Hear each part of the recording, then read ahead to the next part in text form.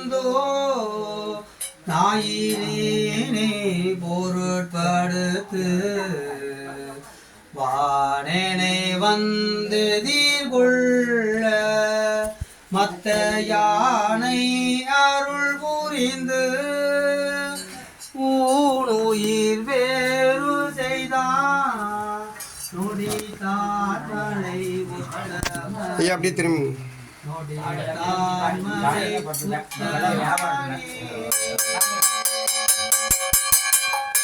அம்மையே அப்பா ஒப்பிலாமணியே பண்பினில் விளை கற்பனை